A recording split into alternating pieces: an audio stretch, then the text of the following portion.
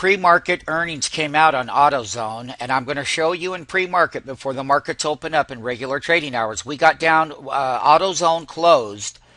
We had sold our AutoZone before when it was up around 373 when we featured this long on our website. But we got out because we knew the earnings were coming, and so we had sold out of the AutoZone. But it remains a bellwether. It remains the very best in the sector. So what I want to show people, we close at 357.84 in pre-market here. Based on the earnings miss, they dropped this stock to 336. Now, we didn't get hit right there, but in pre-market, this was like shortly right after the opening bell, opening pre-market. That means that's an hour and a half before the stock market. We got in at 341 and we sold out up here right around the 357 area.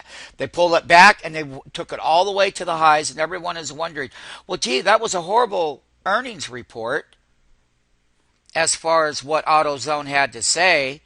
And the revenues and the guidances are mixed, but it is a bellwether. But it just goes to show you that AutoZone was a great buy in pre-market. It was an earnings announcement. It was a trade entry on the bad news and how they walked this up in pre-market. Then when the markets opened up, the stock has got an $18.36 range.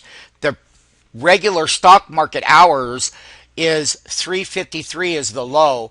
But as you can see here in the pre-market tick chart, it got to $336. And you talk about a big move on AutoZone off of that bottom, and learn how to trade the earnings, learn how high frequency models work, learn how they take the bad news and just take all the shorts out all the way up.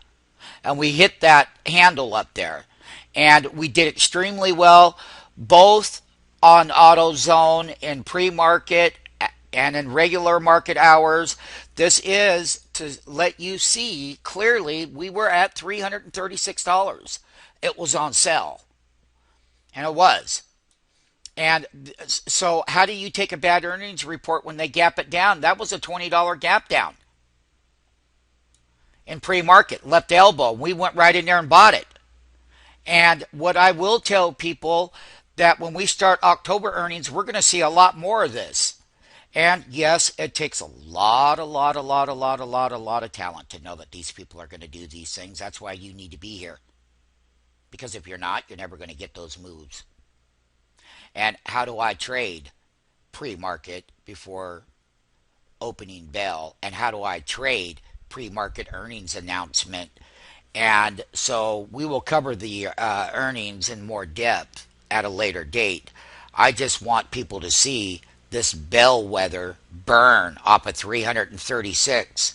That's $18 during from 353 up here. But if you were buying down here at 341 and we sold into it, yeah, we sold too high. We got back in with some of our other traders, but I never worry about selling. I sell it based on the earnings in that first move, and then I get other entries in here.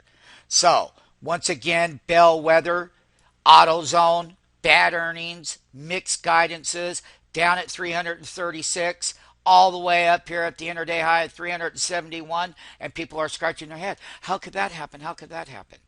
Well, we have featured AutoZone as a leader. And we had bought and we had sold it before the earnings, and then we went and bought it today. And what I see happening is that the bull got a chance to buy it at a lot lower price because they never owned it.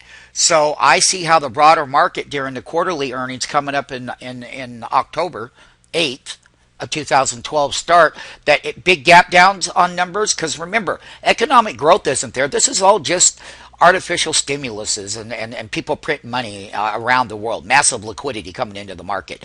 And people that have underperformed the market, when you got these big gap downs, they're going to buy these stocks and you're going to want to get long. Your mind will tell you, well, gee, they missed. I don't want nothing to do with that. No, not in the leadership ones. You want to buy those big dips. AutoZone, trade of the week. Again, we have brought it to you before it happened, before the fact.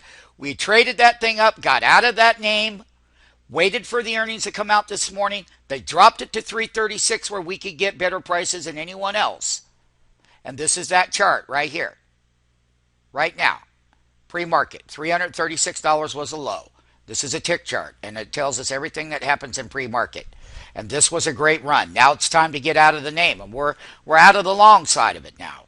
but it's still a bellwether, and they've had back-to-back quarters of a little bit of growth contraction in what they do.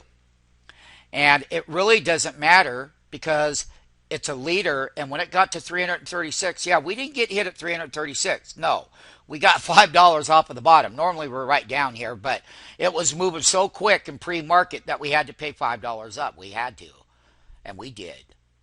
And we made a move. And we could have got a lot more out of it, but we don't look back on it. We take those moves when you're in that kind of volatility. You buy that lower dip and you sell into the rip. AutoZone earnings